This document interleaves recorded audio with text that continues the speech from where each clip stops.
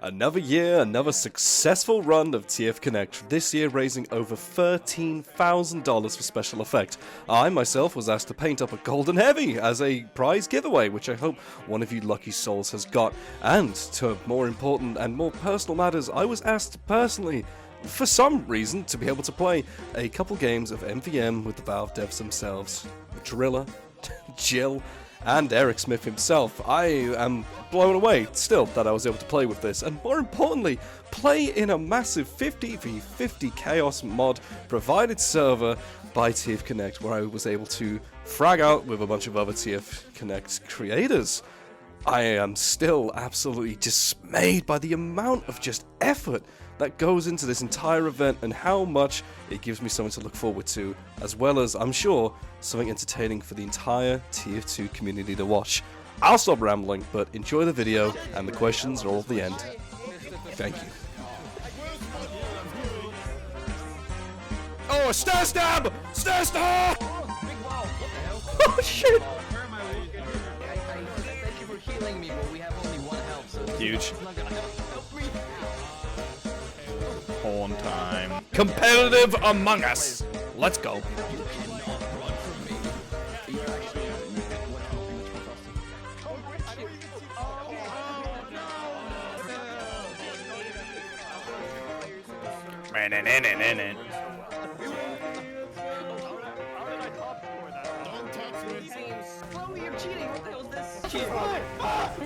Actually murdered in real life.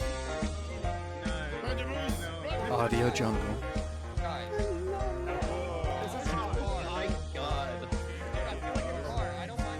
Brace! Brace!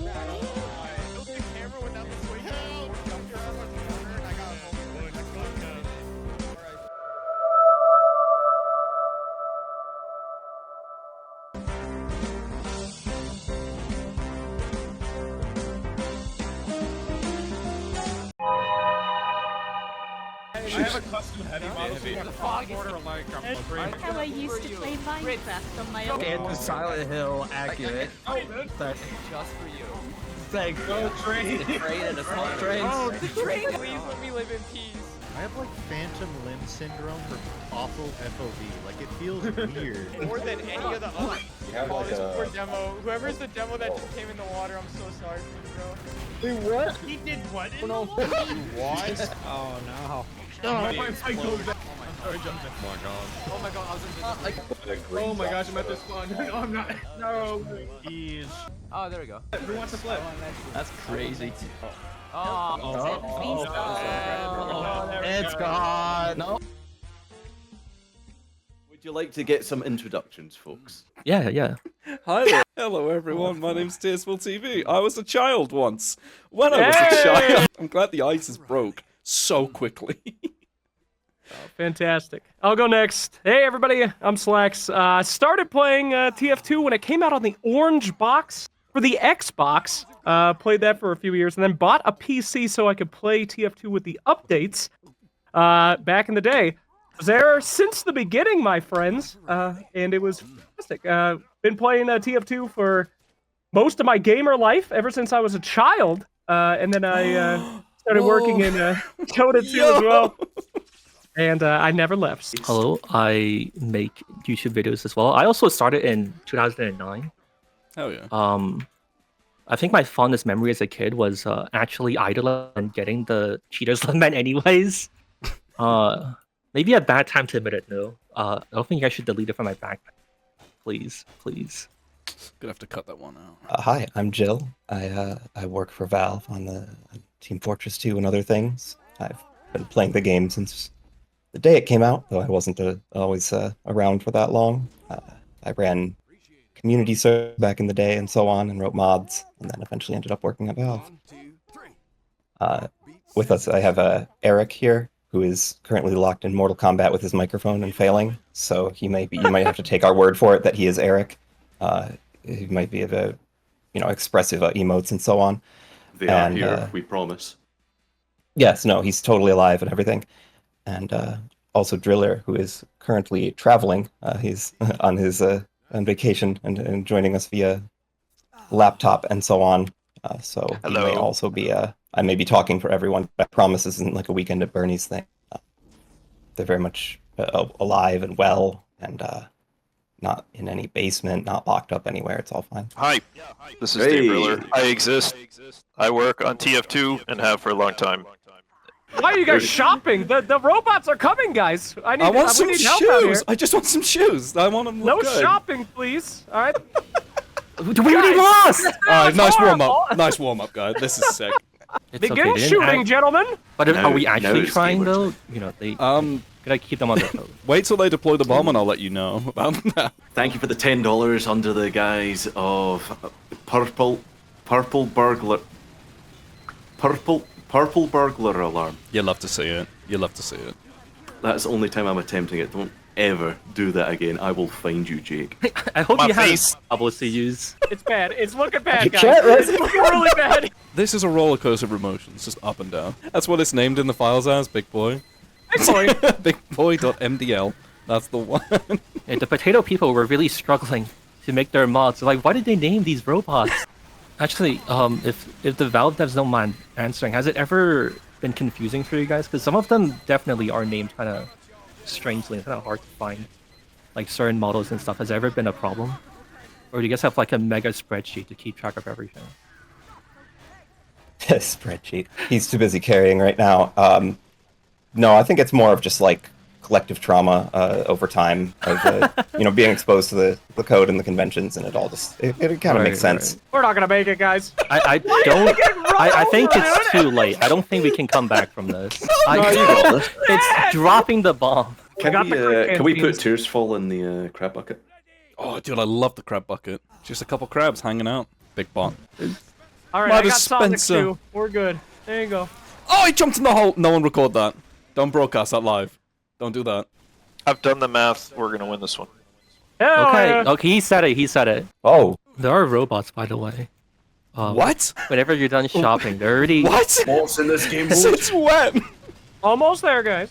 Still shopping. Okay, now you can worry. Do we need help more on the crits. tank? Are we gonna More make crits, it? Yes. Where's the math guy? Is this tank gonna? The math guy. No. We're doing another math. No. Recomputing. Okay, good, Eric, good. Any math doers? Oh, we did it. Oh no, we didn't. We didn't. Don't taunt. Don't taunt. Don't taunt. I don't think I'd ever have to do this with TF2 players, but you should call for medic if you're hurt. What the hell? Yeah, we're gonna have to buff all of this afterwards. No. There's like 15 red people here. Okay, I need to switch to scout. Something's got to change here. I feel like we've made you suffer enough with Or 2NGs. Wave 666. So we're Oh, changing. we got this. Oh wait. Oh. Oh. No, you don't got this. So we're changing. Oh, I love this bird. That's right. There are two separate paths you need to keep an eye out on. So team coordination is important. Yeah, that ain't happening. Let's go. Yeah. So good luck. Is this your vibe? I think it's the bear chest. That's my vibe, but that's saying enough. Oh, okay. I see. Yeah, I was mistaken. Based. Right. So these scallops make you go quicker and let you. Oh, rocket jump. Cool. You Did it? You jump. Yeah. That's So awesome. it seems like that's like the point, right? Because there's like these big fences around the bomb hole, and then hard to say. So, can we ask some cringe questions? Am I down for that? All right. This one's for the Valve homies. What is the dumbest thing that was suggested to get implemented that never made it? Dumbest thing. That might actually that's- have come from inside of Valve when we did the reverse Airblast. The catcher's mitt. No, Whatever somebody it asked is. what the dumbest thing was. It was Oh. one of our people decided, hey, what if instead of pushing people away, we could pull everyone to you? Like a vacuum? That's sick. Yeah, What class would it have been on? it was on the Pyro. Pyro. Pyro. So imagine Pyro sounds like could he would just pull die. anybody they want to them, and it lasted at least one playtest. I could imagine a lot of people trying to jump off the map while pulling people towards them. Yeah, I guess it could be kind of fun and upward, or like a death. If you're the spirit. Pyro, fun, yeah. Oh, I found the robots. Okay, Oh, yeah, where are we that's true. going? We're all sitting at top. Where are we supposed to go? All Okay, right. I actually have one. Hey, go ahead. I put at the top of my list, but it might be a mouthful. I was kind of curious if any of you wanted to talk about how game development has changed over the years, because I feel like there's a lot of misconceptions on like what exactly is making things take longer than they used to. Is it like, graphical fidelity has improved so much that it's kind of hard to like keep like the pipeline streamlined, or is it like You saying in there's general, too many features or to keep track of, and it's like bug testing takes forever? you mean like multiplayer games, or I guess single player, just or all the above? yeah.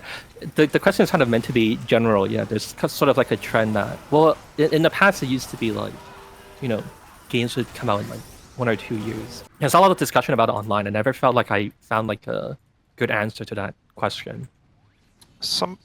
In my experience, some of it is you always want to make something a little better than you did before, and fidelity increases. So complexity goes up in all areas, and so do your standard, your bar for general things. And so other people release games that are better than the one you did, and then you try to do one that's better than that, or whatever. And it's sort of just evolution. And back in the day when you were working on a game back in the 90s, your requirements for visuals was really, really low, because you couldn't really do photoreal and high resolution. The hardware just didn't support it. So that was a lot easier to author things for, because you were so restricted. And same thing, you didn't have much memory, you didn't have high CPU. So the problems you were sort of trying to solve and engage in were easier in general, unless you were the person trying to optimize for 8-bit. Those people had a much harder job. But as far as game design itself goes, I think it was just, you weren't trying to beat things like Last of Us GTA 5, and yeah. GTA and Skyrim and so on, right? So when you think about how do we make something that customers are going to really engage with and like, and they haven't done it before, or they haven't done it too often, or whatever, and it's still fresh or exciting, and you're trying to find those things. And I think that's one of the great things about Steam is it gave people a bunch of avenues to try things that weren't expensive and costly to author, right? They could make the indie scene just exploded because they knew they weren't going to compete with 1,000-person development teams and the cost of authoring that. So they naturally went and tried to solve things they could. Well, what's a really interesting game mechanic I can base a game on? What can I do with a very limited set? So in a way, they're helping reset a lot of stuff and make things interesting again without having to have monster AAA teams. Yeah, I mean, there will always be people figuring out how to do something interesting, but in what form and for what hardware and what form factor, I can't adequately predict. We didn't know how the Steam Deck was going to do a few years ago, and now that's changing things, and VR changed things, and who knows what comes along and creates another avenue for something for people to be interesting and innovative in. I got a question. How come Valve don't make anime gacha games? Oh no! I need someone to explain what that is. Answer! Gacha games are like mobile phone games are kind of known for being basically like as predatory as it can be. Yes, I'm kidding, obviously. You don't have to explain this to me. Well, no, let's discuss that. Let's bring that out. I have nothing but respect for you. Ready up! Which leads me to my question, actually, for the devs. Do you gamers still play quite a bit of TF2? Yeah, I run out and do pubs. Yeah, for seasonal updates, you guys test them? Right? Yeah, Whenever, of course. Christmas or Halloween comes around, you guys all gotta get in there. I'm just... We love testing. We test so much. I've heard somebody here loves the Halloween updates, but I'm not gonna let that one go just yet. Speaking of community-made content, Jill, I have a question for you, because I watched someone's video this week. 1,000 Uncles. That was a surprise. I wasn't aware you were involved in the creation of it. Yeah, the old Nemu servers that I ran prior to working at Valve had a Engineer Fortress mode on it that I believe he cited as one of the inspirations. I remember playing back on the servers. What was the why was it? I know it sounds silly. Why does someone think that was like the perfect, like, oh, this is a perfect little, this low server sort of count game? Like, where did that spawn from? I guess. I mean, Namus back in the day would always have kind of impromptu mini games based on mods we'd made, or just kind of slamming random mods and admin commands together. And at one point, we were like, well, let's put all the bots in one team and make them engineer. Well, this is actually really fun. And so we fleshed it out to like a fully properly scripted minigame. And people liked it, but it disrupted the normal flow of the servers. So we're like, well, let's just have it turn on when there's only a few people on the server so that it can be, when players join up for the day to help fill the server up and there's only 4 people, we can play this game. And then people will show up and it'll switch back to normal. I remember when I could play, what I used to do is go and find those lobbies. So I would join the servers, then leave, and then just keep doing it until the server did it. I was like, I just want to play against the bots. That's fun. I just want to do that. Yes, it became counterproductive after a while. The servers also just kind of naturally died off over time, right? So that became like the only mode people were showing up for was what was originally the silly idle mode. So... Unfortunately, yeah, people like myself. But no, that Jesus, I suck. Sorry. Were there any other sort of weird and wacky ideas that came out of that time, or was that like just engineers you locked in on that? Oh, we had dozens or hundreds of different minigames we did all the time. That one was just one of the ones that got turned on. It was because it was hooked up as the idle minigame that I guess it became notorious. Which one was your favorite in the end? My favorite was probably, well, I might be biased, but I would join the server, see when everyone was playing normally. I would hijack one member of each team.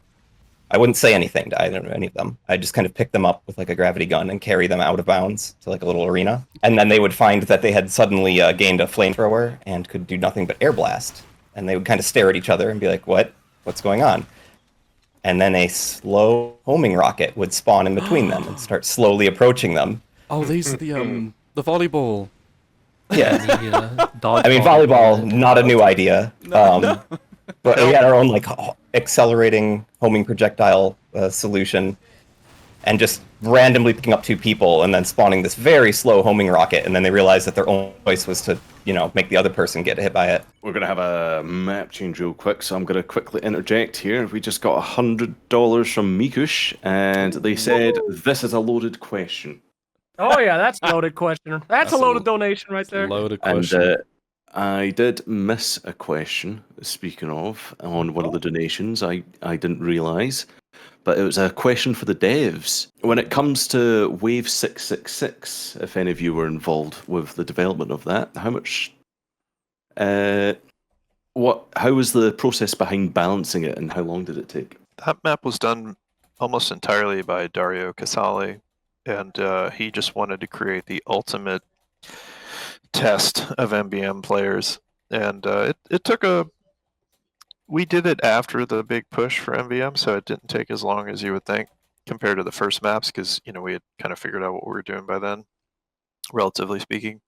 And there was code support, of course, and I think everybody on the team, who at least as far as programmers and Dario went, were involved in helping add new behaviors and fixing issues where for a wave of that length. So, like Eric and myself worked on it with Dario and several other people. Okay, awesome. Oh yeah, on that note, I'm kind of curious. Do you guys feel like you could put a percentage on how much you feel like TF2's design space has been explored, if that makes any sense? Because I do feel like as a player, after having developed TF2, or after TF2 being a thing for like 20 years, at this point, how many more guns could you even add, right? Or how many more maps could you make? I'm kind of curious if any of you have like a take on that. Do you feel like there's still like so much to explore? Yes. I mean, it's a little bit of a tough question. It's more loaded. Yeah. we can always add things. The question is, are they meaningful? Do they at some point, if you add so many new elements, things probably will get a little bit crazy, which is why I think we slowed down a little bit on adding a big variety of new things, right? Too many weapons for new players to keep track of, etc. it's not even necessarily that. Like take a game like Dota for example. There are thousands more elements. Sorry, Slacks. Than TF2, but TF2 has its identity. It's at some point you risk adding so much noise that it's not an easy answer, right? That if you ask me, can I go in there right now and add weapons, and would they be okay? Probably, yeah. But it's I don't want to talk too far into the future, but there will always be room for more things in TF, and the question is, what form should they take? Of course, Right. It's hard to give a really good answer without. Well, there's this cosmetic for Medic where he's bare chested. Yes, Burly Beast. Banana hat? Yes, the banana hat. The banana hat. Also very controversial, as I recall. That's art, right? Truly. That is true. They did put it in a museum at one point. I think Team nearly split in half over the banana hat, I believe. What? Banana. Do we have any excerpts from the conversations that were had? What was, just a lot of fists being thrown. Oh, it's fists. I see. Okay, my bad. I kind of assumed it was words, but yeah, that's fair to point out. I just stood by the coffee machine, you just start swinging hands. You're like, throw it at it! It's always the classic, oh, this ruins the art style. No, it's fun. Let people have fun, kind of back and forth. Was there ever a conclusive answer to that? Is there like a guideline or some sort of rules or... I have a terrible answer for you, and it's in the vein of, what is art? Well, you know it when you see it. It's just sort of, There we go. it's one of those things where it's like, yeah, that's TF2. And who decides that? Well, whoever's in the meeting and feels strong enough. I can't if help they didn't but feel mention like... it in the meeting, they didn't get a say. And I can't help but feel like that's a loaded answer rather than a loaded question. We've evolved. We have loaded answers and questions now. It's balanced. Well, we always love a reason to reward the community for making stuff too, right? So if the community says, hey, we really like this and we think it's kind of fun, there's no science behind it, unfortunately. As much as I would love to tell you I have this amazing process, really it's just the TF2 team kind of taking a chance on things sometimes. Right. Speaking of science, I have a question I've been very curious about for a while. Of course, Valve is pretty well known for being a very flat company. So I was curious how you guys try to come to consensus on polish on oh, this is good enough. Because then you guys could also, in theory, work on a game forever, right? Mm-hmm. So then what's the, guys to come to a stop on that, or even, big disagreements on how do you decide on something that's extremely divisive, right? Does that question make sense? The easiest thing I can maybe say is that's part of how we hire people who are pretty good at knowing when enough is enough and when it's finished, and that we don't have to have a manager coming around and saying that. And then if someone doesn't really know how to come up with that answer, they're good at seeking consensus from their teammates. Sure, at some point, somebody has to make a decision if there's an impasse, but I think I've been at Valve almost 30 years, and I can maybe count that time it's happened on one hand. Oh, God, wow. Damn. You have to remember we're working on these things every day together, talking about this stuff, right? It's not like a bunch of people were off working on their own little corner, right? The team's constantly discussing things, play testing. So it's pretty hard for the team to be, have wildly different opinions between them, right? Everyone knows, where things are at. They respect each other's, opinions on things and so on. So it's there's a lot of trust. I have a quick follow-up, if I may. Sorry to the other question askers. How do you so as a team, you guys can sort of form a consensus. What do you guys do about playtesting? Because sometimes maybe you'll find you design an area or a part of the game that's too hard. How do you guys decide? It should be that hard, or what I mean? How do you guys try to sort out maybe just the difference between this playtester's having a hard time, or a lot of playtesters are having a hard time, but we really like our developer vision of the game and such. Go ahead, John. No, I was going to say it's rather specific to the game you're making, right? There's no one answer for it. Again, like you said, with visions and so on, the answer for what's too hard or complicated for Dota versus a more casual game versus whatever.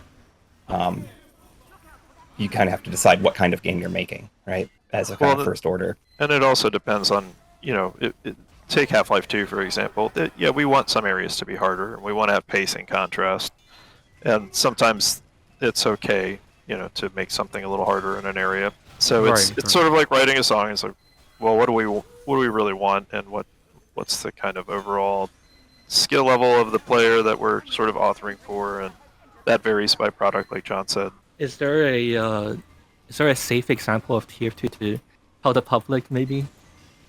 Sorry, Has there been a weapon of, say, for example, the Airblast's range is too big, we gotta nerf it, or, I mean, one example in TF2 is like, how hard should MVM be, right? And we kind of came up with this metric. I mean, Shirley knows more details there since it kind of predates me a little, but like a lot of the advanced maps had to be beatable by 5 Valve employees, for instance. Do you guys grab the same 5 Valve employees every time, or do you guys try to like vary it intentionally?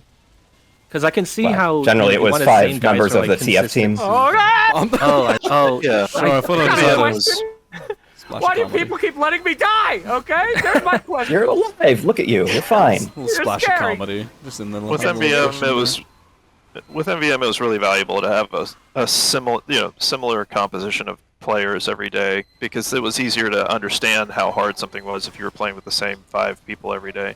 Right. But yeah, like John said, we would author for, let's say, an easy version. We would say, this has to be done by 3 Valve people or 4, and then the hardest maps could be we could do Wave 666 with 5 people, I believe. Oh. But we had been playing MVM every day for hours and hours for a long time, and so we knew every trick we would process, right? Of okay, this is impossible unless we assume you're a skill level beyond ours, in which case that's such a tiny percentage of people, probably not worth pursuing. Right. My man bragging. Very tiny percentage of people better than me. Holy moly. Hey, TF2's a casual game. There's people playing on laptops and, Playing we don't know what they're bots doing out and- there. yeah. Guy just called the entire community casual. That's hype. I'll take that. I'll take that. Absolutely. To I be make no fair, mistake. when MVM came out, we assumed everyone would be terrible, right? Is it hard Big to... boy. Big boy. Is it at times hard to map design at Valve for TF2 because you need, like 24 people, right? It's not perhaps like a challenge or kind of scale Valve works at, or was that never really a thing? You can just grab 24 colleagues and it's no big deal. That's a very good point, yeah. How are you meant to balance an entire game for 24 people if... Do you get is there like a big LAN party in the office? Try on The whole company joins the playtest. I see. That makes sense. So you block out specific times and appointments and grab everyone together. Yeah, we would just send out an email and say, server's up, we need to fill it up, and it was easy to do. I have an important question. Who on the TF2 team is most likely to arrive with a banana hat on? Me. Dario. You had to say one of them. Didn't even miss it. The most proper of us, Dario, an Englishman who went to Oxford, was the most likely to wear the banana hat. It's the bread all over again. Going back through the trailers, like, you see that? You see that bread? Explain that. It was in Meet the Engineer. Oh yeah, is there any lore to, why is it bread, not, tumors and like teleporting? Was there like a build up to it, or is it just some guy was like, we need the antagonist needs to be bread? That is just the genius that is Jay Pinkerton. He probably just randomly said, well, bread. Well, with more maps in the game, is there going to be changes with the map categories in the casual menu? Oh. Or maybe new categories for the different game modes? Alright, this guy just ran past us. I'm sorry. Sorry to It's interrupt. a super fast scout. That's what he... Oh, I think we lost. Did you get his details? We didn't lose. Okay, details on this loaded-ass map question? Anybody? Or are we passing? You can feel free to text. I mean, there have been dozens and dozens of meetings on this very topic. We're always talking about map. What was it? Map categories? Yeah, map categories. And I think he's trying to yes, speak absolutely. We are in favor there being of like too many map Halloween categories. maps in one category. In favor of map categories, okay. Awesome. I'm gonna say John gets to answer all the loaded questions. Sweet. Absolutely, I'm on it. So yeah, like map categories, almost tore the team apart, right? Like, is this really Halloween? What is Halloween anyway? Is it like a pagan tradition? Is it Best time of the year, baby. Best time of the year. Right.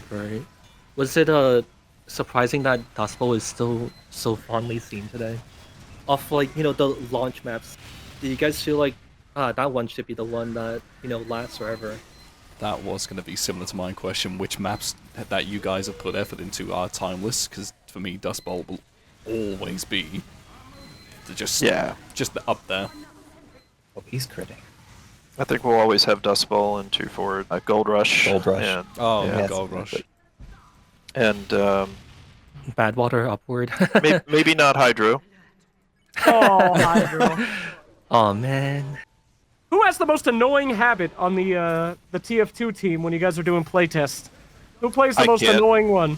I can't bomb answer hatch, that. bomb hatch? I'm shooting. Okay, we're good. I can't answer it because I want them to continue to work with me and like me. And they may be in the server. Oh no! Oh no! Oh no! Right, you can edit that one out, right? What's it called? Burn the bridge with the public, though, right? Have you guys had any super memorable emails over the years? Oh my gosh. We can't talk about the contents of Addy. What? Oh yeah.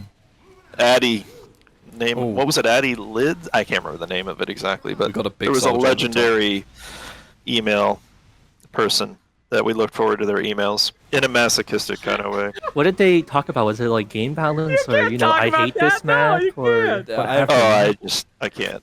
You can't. Ooh, yeah, you can't. I mean, there was like a PG, right? book made at one point. Once There's a big soldier. Okay, we got it. I got a crit. There may have been a book printed at one point just so people could, reflect and pontificate on the contents of the feedback they were providing. I think it's important to know that you guys are real people and customer service. Math. No! Actually, is there mapping guidelines internally at Valve that would be kind of interesting to tell us about? Whoa! Do you mean as far as technical stuff goes? I guess either. I mean, I feel like the community would probably be appreciative to hear about, like gameplay guidelines, but I'm sure people probably need help optimizing their maps too. I mean, I think it's more traditional, right? Like, there's no written book of it. Yeah, we don't want to bookend anything or confine it, but we do provide the source. The maps that we ship, we provided them raw map files so people could at least see how we're doing what we're doing. I don't think anybody wants to tell the community how to do any kind of content-based thing because we want to see what they can come up with.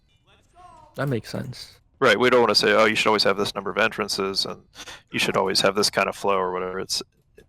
We want to learn from the community as much as possible, and they always do things we don't think of. Oh boy! Oh god! Okay, I got a fun question. All right, what was your favorite part of TF2's history? Was it when the golden riches were coming out, or was it right when the game popped, or was it like the war? What's your fondest memories? Of course, the lame answer is, we love all of it. But for me, I really loved working on MVM. Sweet. That's surprising considering how well we're doing. But yeah, kidding. Please don't ban me. I mean, that's they all just went and died. I cannot overstate the hype that MVM had when it came out. Seeing that trailer launched. Oh yeah, that was a good trailer. It's like, what is this? What is this like magical thing that's happening to the game? What's going on with it? And the music cuts in, and it's like, what? Who are we fighting? What's happening? Why is there giant robots? It's like there's something, something special about it. I just love hard group-based content, puzzles to sort of solve it. I'm outside? ? The pink one. Ooh. Can I ask a question? As like the actual casual dude, and it's not loaded. It's not loaded. It's completely opinion-based, sugar-free. Lame, but continue. So, ages ago, you guys did I don't know if you'd call it a collaboration with Weather Workshop, Dr. Goldbort's Starlight Weapons. Yeah. Those were really fun, really awesome. We've spoken to Weather Workshop in Man Magazine. There's a guy at the hatch. There is a guy at the hatch. Unfortunately, I just don't have good memory on it. It's kind of a blur. And I wasn't super involved in the promo selection stuff. Usually, my memory of promo stuff is, this is somebody that is on Steam, and we want to be a good partner, and they are excited to do something cool with TF. And it didn't blatantly go outside of the art direction too far out of the art direction. At some point we gave in, right? We had Batman and stuff like that in there, but it was slow boiling the frog, right? We were more selective and careful at first, but people started telling us, hey, this is really fun and cool, and we really want to get these things. And so we would just loosen a little bit and try something a little bit more out of our comfort zone, and people would react really positively to it, and then so on and so forth over years. And in the case of Gorbra, we had a pretty close relationship with them, and we had hired a bunch of people from Weta, so it was a little easier for that to be a little more, outside the normal framework of how we would do promos, because we had a little bit more of a connection between them and the people who were working with us, facilitated some of that with their former employees. That's awesome. On that note, has there been any notable, interesting shifts in attitude or mentality over the years? I mean, you listed some of them of like cosmetics, but I'm kind of curious, was there anything notable for like map design or like item design that you guys kind of thought like, hey, we should do this instead in the future? Woodville. Well, thankfully, I don't think Valve made Woodville. They were like, this is the best map ever made, 100%, and it goes. Like, agreed. I mean, there's a big shift towards banana potassium-based hats, I think, away from it's kind of, you can divide the eras into pre-banana hat and post-banana hat. I see. But no, I don't think there was ever like a marked shift, right? I mean, the game, it's a living game. I'm sure there was different attitudes earlier in development than later about, how people are playing it and what the community wants and all that. But I don't think there was like I don't know, Driller was here earlier than I. Maybe back in the day, everyone hated bananas. It was basically, the TF was the first to really have the item thing and do a big community-based item economy stuff workshop, right? And so we had to learn a lot about what our process was going to be. What we had to figure out what players were going to like. And at first our team was really picky. Right, we want to keep things. They worked so hard on making the TF2 art style and making everything cohesive and balanced and good, dynamic range and you name it, right? All the things. And then you look in the workshop and there's something that has a massive backing from the community and it violates a bunch of the stuff that the artists are comfortable with or looking for, and we had to figure what was interesting and valuable for customers more than for our team, right? And that took a while to kind of get right. And we don't always get it right, but we definitely just put on the side of fun is where we started to go with it, and making the community more involved in the workshop, right?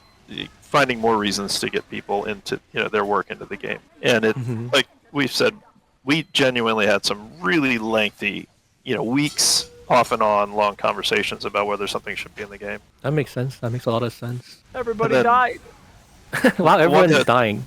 Oh, sorry. One that is still an ongoing controversy internally is whether we should even have Halloween restrictions. Oh, interesting. Yeah, at least on that note, I know community servers like to use a source mod plugin to just not have them. And yeah, I think the community has definitely pointed out that there's a lot of internal inconsistencies with, especially the earlier ones where I think the vibe was kind of more like this is like a Halloween costume that the characters would wear. And then it kind of became about like, oh, hitboxes would get messed up, etc. Yeah, it feeds itself, right? Because... Go ahead, John. Oh, sorry, I was just going to say, like, the fact that they are Halloween restricted means that there's a lower bar for, well, this messed up the hitbox, this is zany, but hey, it's a Halloween item, right? That is a good point. The part of why we have that controversy is we were willing to take things that we were not comfortable with having in the game full time because of limitations on it, and to sort of say, well, let's pull that limitation, the restriction away. We introduce a bunch of kind of new problems, potential problems, right, and hitboxes and whatever else. And the other thing is there is inconsistency because we don't always have the same people involved in the decisions, and we pay a cost as a team and as a company for that. But the benefit is that we have people who are able to make decisions together without having a manager.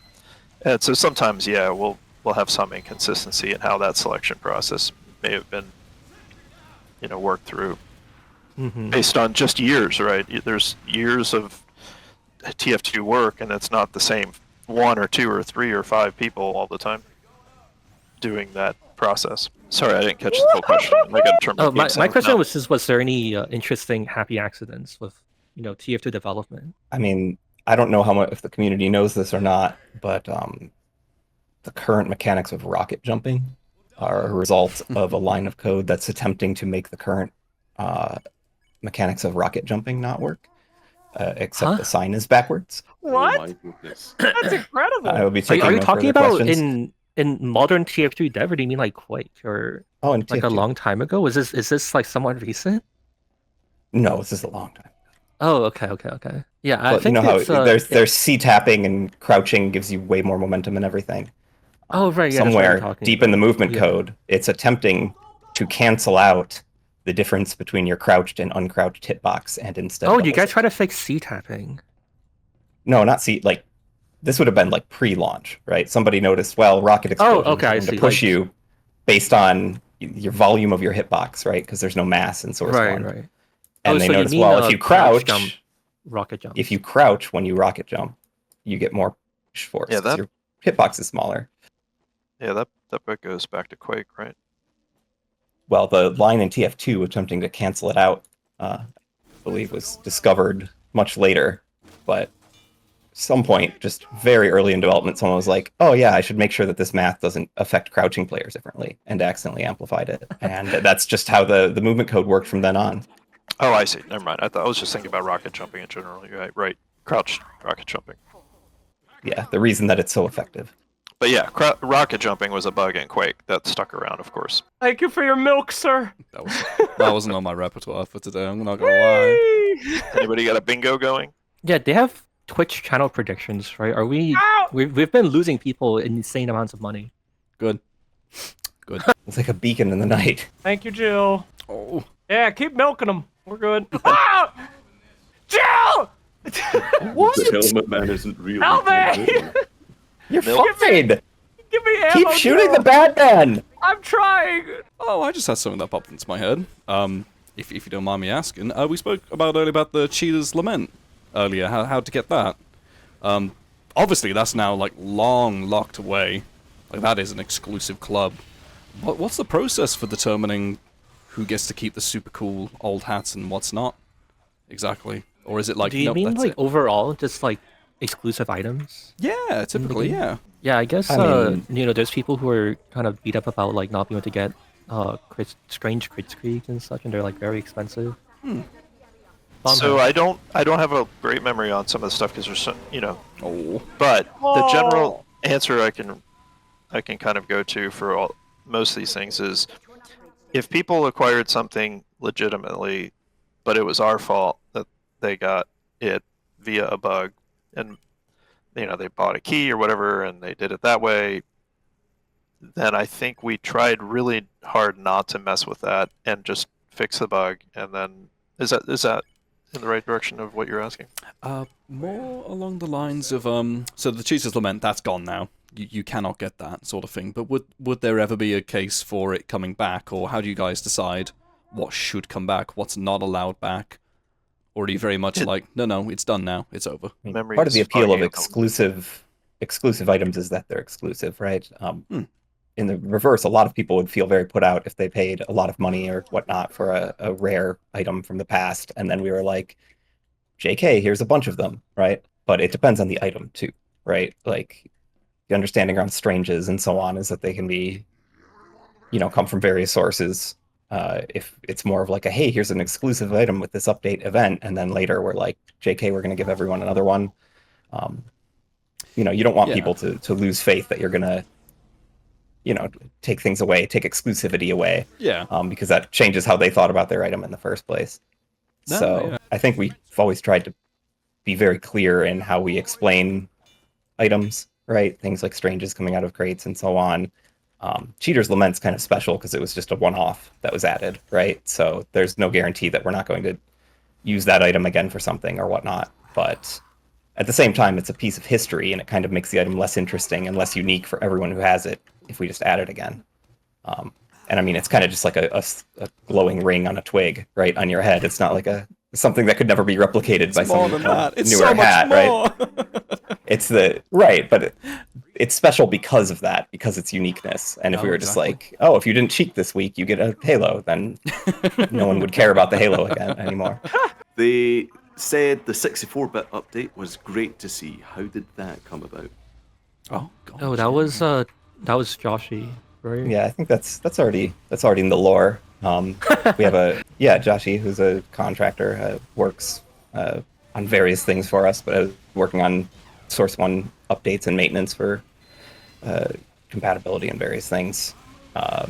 Hooked up the 64-bit build of Team Fortress 2, and they were eager to do that work, so we were like, yeah, sure. And that's about it. I mean, it wasn't But favorite game that you've been playing, either forever, of all time, or lately? What do you guys like playing these days? No TF2, you're not allowed to say it. MVM. Oh, you cheater! It's not cool. Speaking of cheating. Yeah? Don't. Please help. Shh, don't say anything. Okay. I really enjoyed Ghost of Tsushima recently. Ooh. Good choice. Finished that. Loved every minute of it. Need to go back and finish clearing the whole maps. That's a very good choice. I would agree with that. I mess around in Fallout 76. Oh, hell yeah. I have a cosplay of that, and I've fallen in love with it this year. I've got a full NCR Ranger literally stood right next to me. Sick. Big fan. Eric Smith really likes the pyro. Okay. So now we have a target. Every time the pyro gets buffed, we need to blame him. Eric only plays one game, and that is the pyro. Oh, no. I love Donated them. $450. Yay! With the message, I am a normal community member. When I don't believe that for a legit. second, but we are at $10,450. Definitely not Jill if you're watching. You're a hero, okay? Thank you so much. Oh, here's a fun one from Funk that I don't think he got to ask. Hypothetically speaking, would you rather top score and lose the round, or bottom score and win the round? Win the round, obviously. Oh, win the round, yeah. Yeah, team video game. What was it, some sort of Fortress of Teams or something? Yeah, score is an illusion. I say Counter-Strike, baby. Get that out of here. I mean, there's also a lot of things you can do that impact the game without reflecting in score, right? Yeah, absolutely. A very famous person said teleporters win battles. So We did a pass on the scoreboard to try and capture that, right? For the longest time we just tracked kills and deaths. So we started factoring in, if you threw Mad Milk on someone and you healed your team, you get points for that. If you mini crit because somebody did the Fan of War or threw Jarate, you get points for that. And so we looked for everything that we could think of that wasn't exploitable to help add score representation for team-based things. Did you push the flag back away from, something? Can't remember. Speaking of the Jarate, was that controversial? You said a lot about, internal meetings about whether we should have a thing or not. Was Jarate controversial for his time? I don't think so. I think a lot of people were just saying this is one of the most TF2 things ever, and I think it was pretty liked. The only controversy was some people thought it just made the combat a little too volatile, right? Too crazy. People would die a little too quickly because you get a meat grinder going against something like Dust Bowl or whatever, and already your expected life in a choke is already so low, and then the mini crit hits you. So there's a little bit of controversy there, of course. Oh, Jill! But there's a reason for snipers to get up close. Very silly question for that. Why a Jarate, right? Take it easy. What else would you throw if you think about it, right? Come on. Take it easy, young man. Bombs! Bombs! There's guys on the hatch. The way. Guys, math. Oh, math! No more P questions right now. Focus! I'm There's literally another taking bomb, the Eric. P. You should push him off. I'd be doing a disservice to some sniper friends if I didn't ask. Why the P? Why not Why? P? That's a Why TF2. not P? It's the same reason there's bread, and there's other. It's purely Why just... there's a guy, a barrel, a hairy-chested big man from Australia named Saxon Hale, and it's just The wackier the better. yeah. He's got the big iron on his hip. It's over. There's like a klaxon. It's not good. I'm coming out. I'm coming out. Yeah! Wow, who would have thought? Who would have thought we beat 666? Great job, everybody. Yeah. That was good. All right. First try, no less. A little bit different than I remember. Woohoo! Massive congrats.